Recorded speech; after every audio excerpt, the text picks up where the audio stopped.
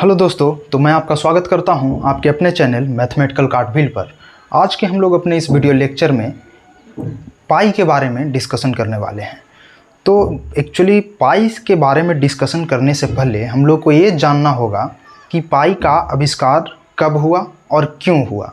तो ये जानने के लिए कि पाई का आविष्कार कब हुआ और हम लोग कब से इसका इस्तेमाल करते आ रहे हैं, तो हम लोग को लगभग 3500 से 4000 ईसा पूर्व चलना होगा, क्योंकि पाई का इस्तेमाल मैथमेटिक्स की दुनिया में लगभग 4000 से 3500 ईसा पूर्व से किया जाता रहा है।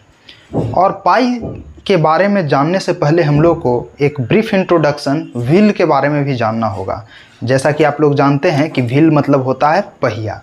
तो दोस्तों एक्चुअली बात ऐसा है कि लगभग आज के 3500 ईसा पूर्व पहले, जब ताम्र युग आप कह सकते हैं कि जब ट्रांजिशन हो रहा था ताम्र युग में, तो उस वक्त की बात है कि लोगों को अपने सामान एवं अपने वस्तुओं को एक जगह से दूसरे जगह ले जाने में बहुत कठिनाइयाँ होती थी।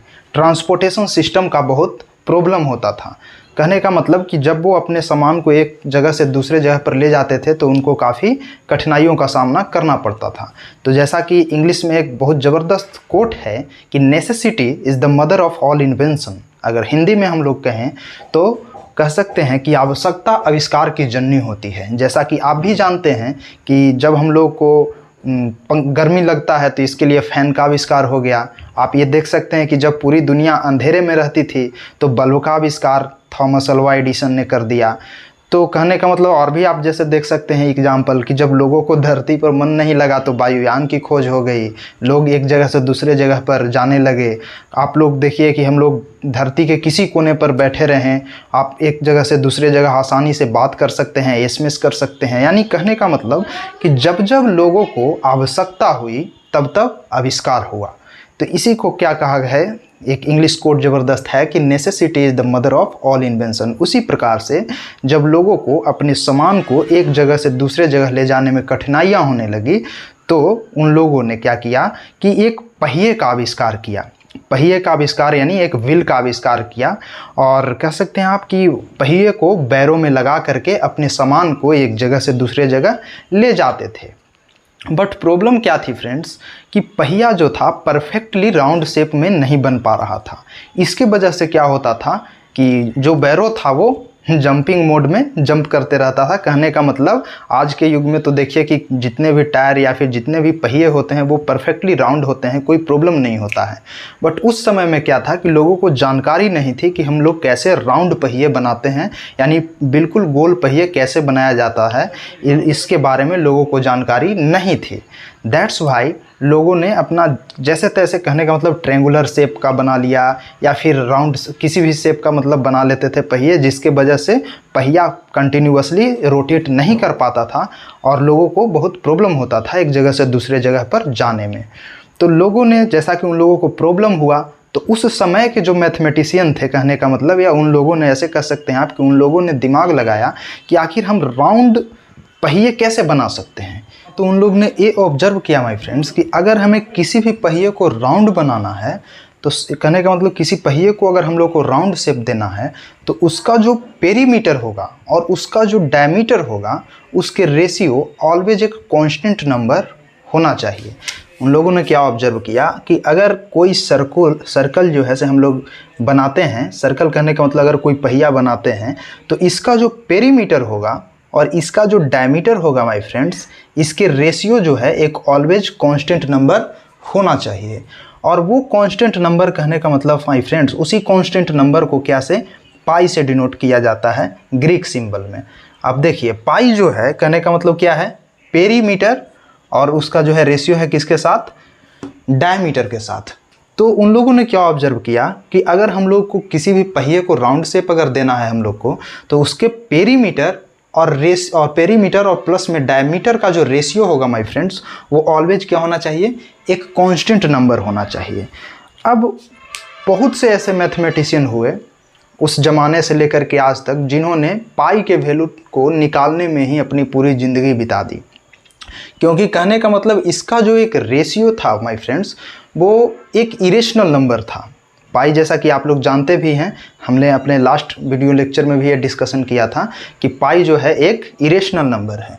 और पाई एक इरेशनल नंबर है माय फ्रेंड्स, तो कहने का मतलब कि क्या होगा, पाई का जो वैल्यू होगा वो नॉन रिपीटिंग और नॉन टर्मिनेटिंग होगा। जैसा कि हम लोग अपने वीडियो लेक्चर में चर्चा किए थे कि दुनिया का कोई भी इरेशनल नंबर होगा वो क्या होगा, नॉन रिपीटिंग और नॉन टर्मिनेटिंग होगा।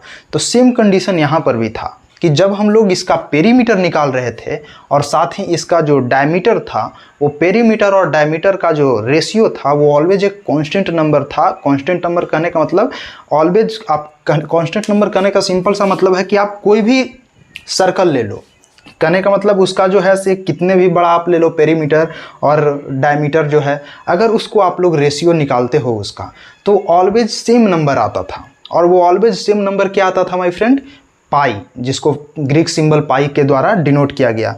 पाई एक्चुअली जो है ग्रीक अल्फ़ाबेट जो होता है, जैसे हम लोग को रोमन अल्फ़ाबेट में हम लोग क्या देखते हैं, हम लोग का 16वां अक्षर पर पी होता है, उसी तरीक़ा से ग्रीक अल्फ़ाबेट अगर हम लोग देखें तो 16th लेटर जो है माय फ्रेंड, जैसा कि हम लोग यहाँ पर इस पॉइंट को लिखे भी हैं कि 16th लेटर को पाई से डिनोट किया जाता है ग्रीक लेटर में, ग्रीक अल्फ़ाबेट में। तो उसी से हम लोग यहाँ पर पाई को डिनोट करते हैं। और साथ ही हम लोग ये चर्चा कर रहे थे कि पाई क्या है, एक इरेशनल नंबर है। क्यों? क्योंकि जब हम लोग पेरीमीटर और साथ में डायमीटर के रेशियो को निकाल करके जब देखा उन लोगों ने, तो उन लोगों ने क्या पाया कि ये नंबर जो है एक नॉन टर्मिनेटिंग और नॉन रिपीटिंग नंबर है। कहने का मतलब एक इरेशनल नंबर है जिसका कोई अंत ही नहीं था। और इसको निकालने के चक्कर में काफ़ी सारे वैज्ञानिक काफ़ी सारे मैथमेटिशियन लोग जो थे अपने पूरी ज़िंदगी बिता दी।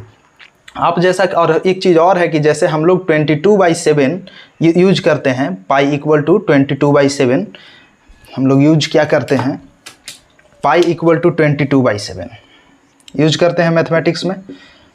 तो अगर हम बोलें कि पाई जो है 22/7 के इक्वल नहीं होता है, तो आश्चर्य होगा यह जानकर कि हाँ, पाई जो है 22/7 के इक्वल आप कहेंगे कि हम लोग इतने सालों से यूज कर रहे हैं, कैसे नहीं होता है। तो हाँ माय फ्रेंड्स, पाई जो है 22/7 के इक्वल्स नहीं होता है। क्यों नहीं होता है? तो आप 22/7 को आप खुद डिवाइड करके देख सकते हैं। अगर आप इसको डिवाइड कीजिएगा माय फ्रेंड्स, तो पाई जो है, कहने का मतलब कि 22/7 को अगर आप डिवाइड कीजिएगा तो ये आता है 3.142857 142857। आप खुद भी देख सकते हैं कि अगर हम लोग 22/7 को डिवाइड कर रहे हैं तो ये क्या आ रहा है, 3.142857 जो कि एक रिपीटिंग डिसिमल को शो कर रहा है। आप खुद देख सकते हैं, ऐसे आप लिख सकते हैं, अदरवाइज इसको आप ऐसे भी लिख दे सकते हैं चाहें आप। तो आप क्या लिख सकते हैं, 3.142857 और इसके ऊपर रेक रिंग। अब बताइए कि हम लोग अपने पिछले वीडियो लेक्चर में क्या सीखे थे। हम लोग सीखे थे कि अगर कोई नंबर रिपीटिंग डिसिमल को फॉर्म कर रहा है तो वो कैसा होता है, एक रेशनल नंबर होता है। तो रेशनल पाई 22/7 क्या है, एक रेशनल नंबर है, जबकि पाई क्या है, एक इरेशनल नंबर है। क्यों? हाँ, पाई जो है क्या है, एक इरेशनल नंबर है। तो कहने का मतलब कि 22/7 पाई के इक्वल कैसे होगा, बिल्कुल नहीं होगा। लेकिन मैथमेटिक्स में इसका क्यों इस्तेमाल किया जाता है? आप लोग ये पूछ सकते हैं कि मैथमेटिक्स में इसका इस्तेमाल क्यों किया जाता है। तो रीज़न ये है माय फ्रेंड्स कि मैथमेटिक्स में इसको 22/7 को इसलिए यूज किया जाता है क्योंकि इसमें इरर तो है, लेकिन काफ़ी छोटा इरर है, दैट्स वाई इसको हम लोग मैथमेटिक्स में यूज करते हैं। लेकिन एग्जैक्ट वैल्यू अगर हम लोग बात करें माय फ्रेंड्स, तो पाई का एग्जैक्ट वैल्यू आप कह सकते हैं कि बड़े बड़े सुपर कंप्यूटर भी हाथ जोड़ लिए पाई का वैल्यू निकालने में। बड़े बड़े जो सुपर कंप्यूटर थे वो भी पाई के वैल्यू को निकालने में हाथ जोड़ लिए। अब 2019 की बात मैं आपको बता रहा हूँ कि गूगल जो है 31.4 ट्रिलियन, कहने का मतलब 31.4 ट्रिलियन डिजिट तक दशमलव के बाद पाई का वैल्यू निकाला और एक वर्ल्ड रिकॉर्ड कायम किया। 2019 में गूगल ने 31.4 डिजिट तक के क्या किया, दशमलव के बाद पाई का वैल्यू निकाला। इसके बाद भी जो है पाई का वैल्यू कंटिन्यू चलता जा रहा है। जैसा कि आप यहाँ देख सकते हैं कि पाई का जो वैल्यू है फ्रेंड्स क्या है, अगर रियल वैल्यू की हम लोग बात करें, जैसे कि अगर इसको हम डिवाइड करते हैं दोनों रेशियो को, यहाँ आप समझ गए होंगे कि 22/7 को हम लोग क्यों इस्तेमाल कर रहे हैं, क्योंकि हम लोग अप्रॉक्स ले रहे हैं, इसका वैल्यू जो है लगभग अप्रॉक्स वैल्यू को हम लोग लेते हैं यहाँ पर, ताकि हमारा कैलकुलेशन आसान हो। अदरवाइज आप देखिए कि पाई का एग्जैक्ट वैल्यू अगर हम लोग कैलकुलेट करें दोनों को रेशियो को, अगर रेशियो को निकालें तो ये लगभग क्या आता है 3.1415926535897, ये कंटिन्यू बढ़ते जा रहा है माय फ्रेंड्स। और इसका वैल्यू गूगल 2019 में लगभग 31.4 ट्रिलियन डिजिट तक के निकाला। इसके बाद गूगल के भी कंप्यूटर हाथ जोड़ लिए, गूगल का भी कंप्यूटर जो था सुपर कंप्यूटर, वो हाथ जोड़ लिए, हाथ खड़े कर दिए कहने का मतलब। फिर भी इसका वैल्यू जो है आगे बढ़ता ही जा रहा है। आप समझ पा रहे हैं कि इरेशनल नंबर कैसा होता है और कितना मिस्टीरियस नंबर पाई है। इसके बाद जो है माय फ्रेंड्स, और गूगल के जो है कहने का मतलब एक वर्ल्ड रिकॉर्ड कायम किया। लेकिन 2019 की बात मैं आप लोगों को बता रहा हूं दोस्तों कि 2019 में गूगल ने पाई का वैल्यू 31.4 ट्रिलियन डिजिट तक फाइंड आउट किया। आप समझ सकते हैं कि कितना बड़ा डेटा होगा 31.4 ट्रिलियन डिजिट, और कैसा मिस्टीरियस ये नंबर है कि देख रहे हैं जैसा कि आप, ये नंबर कंटिन्यू चलता जा रहा है, इसका कोई एंड ही नहीं है, ये जा रहा है जा रहा है जा रहा है, कोई एंड ही इसका नहीं है। और गूगल 31.4 ट्रिलियन डिजिट तक के इसके वैल्यू को फाइंड आउट किया 2019 में, और एक वर्ल्ड रिकॉर्ड कायम किया आप कह सकते हैं कि। लेकिन आपको गूगल के सामने कहने का मतलब कि बिगेस्ट चैलेंज ये था कि इतने बड़े डेटा को फाइंड आउट करने के लिए बहुत बड़ा स्टोरेज भी चाहिए, साथ ही डेटा भी चाहिए, मेमोरी चाहिए उतना।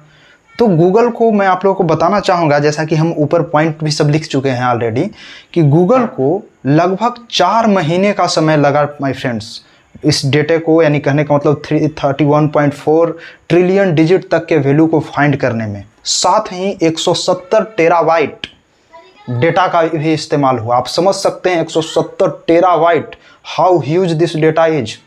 आप समझ सकते हैं कि टेराबाइट एक्चुअली टीबी को कहा जाता है। 1 टेराबाइट यहाँ पर आप लिख रहा हूँ मैं, टीबी को कहा जाता है टेराबाइट, शॉर्ट में टीबी बोलते हैं। और 1 टेराबाइट आप समझ सकते हैं कि लगभग 1024 जीबी के इक्वल होता है। गीगाबाइट, जीबी को शॉर्ट में, जीबी जो है शॉर्ट में गीगाबाइट को कहा जाता है, और टीबी जो है टेराबाइट को कहा जाता है। तो आप समझ सकते हैं कि 1 टेराबाइट इक्वल टू 1024 जीबी यानी गीगाबाइट, और 170 टेराबाइट डेटा का इस्तेमाल हुआ पाई के वैल्यू को 31.4 ट्रिलियन डिजिट तक के फाइंड आउट करने के लिए। और ये जो काम सौंपा गया था, एक लेडीज वैज्ञानिक थी, लेडीज साइंटिस्ट थी जापान की, जिनका नाम था इमा हारुका इवाओ। मैंने यहाँ लिखा भी है इवाओ शॉर्ट में, इनका पूरा नाम क्या था, इमा हारुका इवाओ। नाम भी अजीब होता है इन लोगों का। तो आप समझ सकते हैं कि इतने बड़े डेटा को फाइंड करने में गूगल को भी कितना बड़ा चैलेंज को सामना करना पड़ा। लेकिन फ्रेंड्स, गूगल के इस वर्ल्ड रिकॉर्ड को 2021 में तोड़ दिया किन्होंने, तो scientist of the university of applied science के लोगों ने, यानी वैज्ञानिकों ने गूगल के 31.4 ट्रिलियन डिजिट तक का जो वर्ल्ड रिकॉर्ड था उसको ब्रेक डाउन किया और अपना वर्ल्ड रिकॉर्ड कायम किया। और वो कितना, उसका दोगुना 31.4 था तो 62.8 ट्रिलियन डिजिट तक के वैल्यू को फाइंड आउट किए। आप समझ सकते हैं कितना बड़ा ये डेटा है। फिर भी जो है इनका जो scientist of the university applied science था, इनका भी सुपर कंप्यूटर जो है कहने का मतलब हाथ जोड़ लिए कि अब हमसे भी मत करवाइए। गूगल के सुपर कंप्यूटर जो थे वो भी हाथ जोड़ लिए। आप समझ सकते हैं how huge this data is, as well as you can also understand that how mysterious the number pi is. It's really very enchanting number, as you can see here, that the number is just going up to infinity. There is no end of the number. So it's really a very mysterious number, you can say, or you can say like it's really a weird number. तो I think कि आप लोगों को ये चीज़ समझ में आया होगा। एक चीज़ के बारे में और हम लोग चर्चा करेंगे, आप लोगों को पता भी होगा कि पाई डे क्या है। तो दोस्तों एक्चुअली बात ऐसा है कि पाई डे जो है वो सेलिब्रेट किया जा रहा है लगभग 1988 से। पाई डे का जो है कहने का मतलब 1988 से इसकी शुरुआत हुई, और इसका ऑब्जर्वेशन कहने का मतलब 1988 में ही सैन फ्रांसिस्को के एक फिजिसिस्ट थे, सैन फ्रांसिस्को के एक फिजिसिस्ट थे। सैन फ्रांसिस्को एक्चुअली आप कह सकते हैं कि यूनाइटेड स्टेट यूएस में कैलिफोर्निया स्टेट की एक सिटी है सैन फ्रांसिस्को, वहीं के एक फिजिसिस्ट थे जिन्होंने पाई को ऑब्जर्व किया क्लोजली।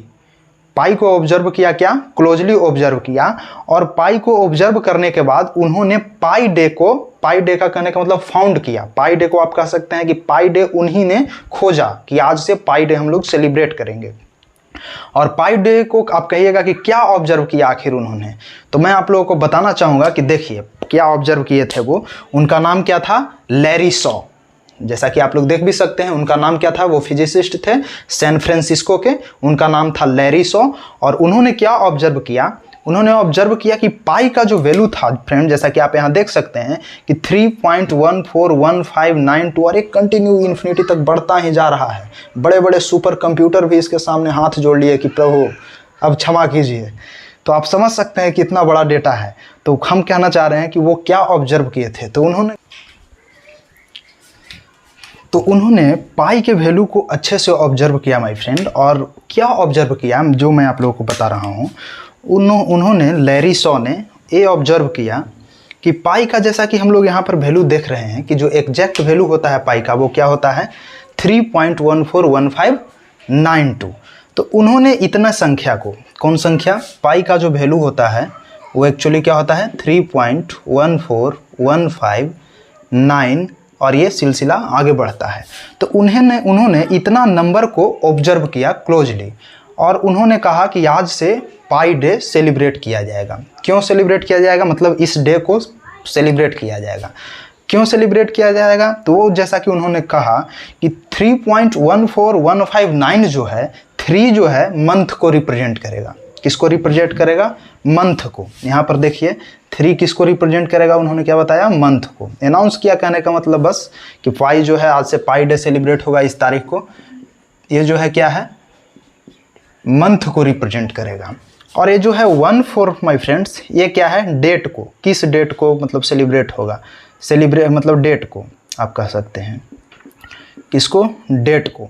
और ये जो 159 था इसको उन्होंने कहा कि टाइम को सेलिब्रेट करेगा, मतलब टाइम को बताएगा। कहने का मतलब ये जो था ये क्या था, टाइम को आप लिख सकते हैं, ये क्या है, टाइम को।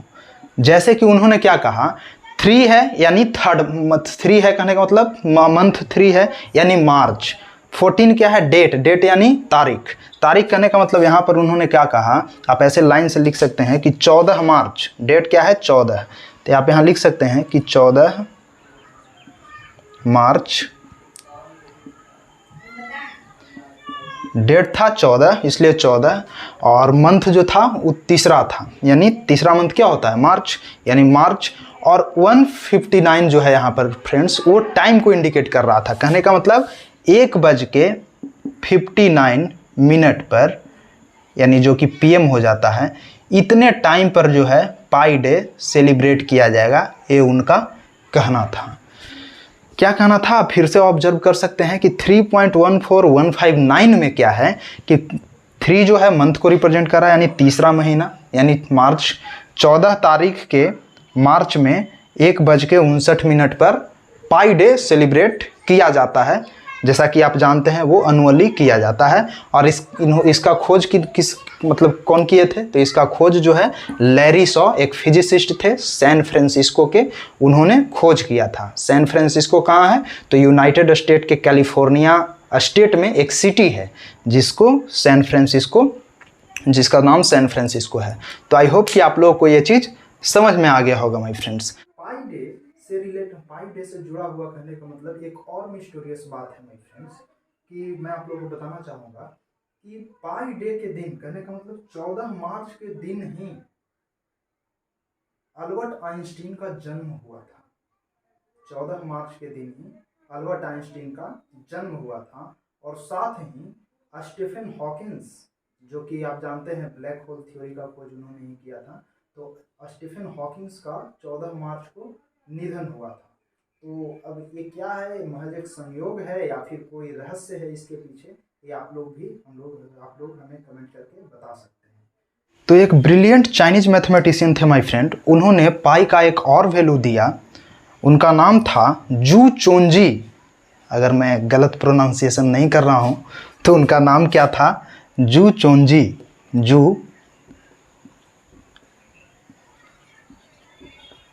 उनका नाम क्या था? जू चोंजी।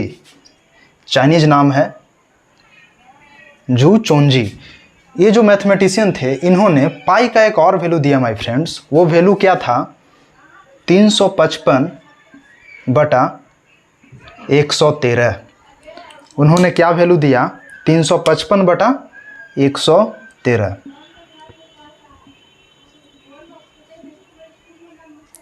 ये जो है माय फ्रेंड, ये जो वैल्यू है, जू चोंजी के द्वारा जो दिया गया वैल्यू था 355 बटा 113, ये वैल्यू कहने का मतलब जो हम लोग वैल्यू इस्तेमाल करते हैं 22/7, इससे ज़्यादा एक्यूरेट वैल्यू ये है मैथमेटिक्स में।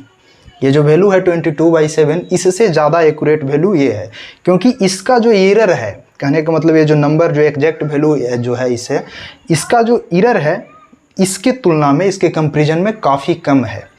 तो मैं ये भी एक बताना चाहता हूँ कि जैसे कहने का मतलब कि 22/7 से भी अलग एक और वैल्यू था। मैं यही बताना चाह रहा था आपको कि 22/7 तो इस्तेमाल करते हैं हम लोग, उससे भी अलग एक और वैल्यू था जो कि 355 बटा 113 था, जो कि पाई का वैल्यू ही है, और ये मोर एक्यूरेट है देन द 22/7। तो आई होप माय फ्रेंड्स कि आप लोग को आज का सेशन पसंद आया होगा। तो चलिए मिलते हैं किसी और वीडियो में, तब तक के लिए जय हिंद, धन्यवाद।